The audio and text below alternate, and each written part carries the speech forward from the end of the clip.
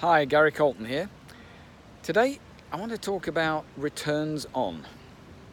Now I'm sure that if you're running a business you know what return on investment is. It's that reward you get, the value you receive when you invest either money, time or effort, or all three. And of course you want a really big return for the level of investment you make, a big ROI. So what happens if I start talking about your ROB? That's your return on your behaviour, your return on behaviour. It's a little bit more subtle, unless you're on the receiving end of your behaviour. Now there's basically three kinds of behaviours.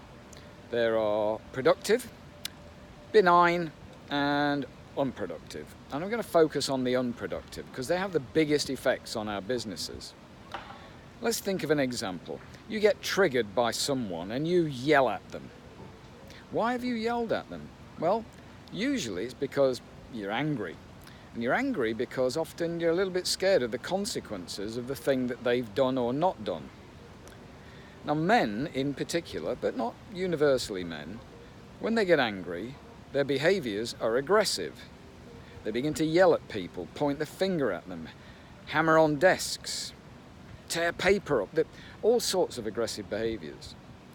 Let's look at what happens to you and let's look at what happens to the receiver in terms simply of both of your productivity.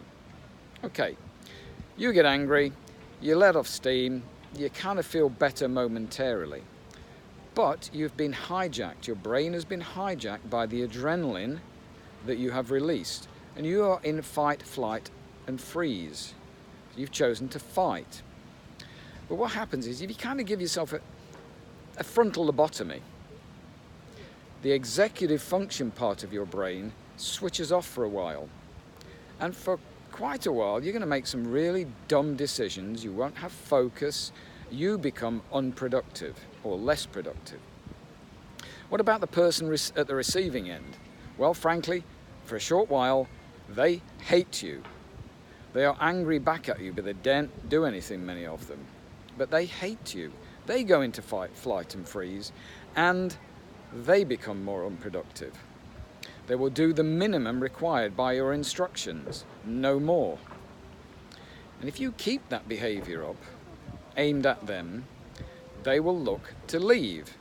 Now, quite apart from the human stuff, what about the very practical stuff that leads to the financial consequences? They leave, they take all their knowledge with them, all the unwritten knowledge with them that sometimes can't be reproduced in a short time. You then have to pay to get recruiters to find people, and often they're not the best people first time round, so you have to recruit again.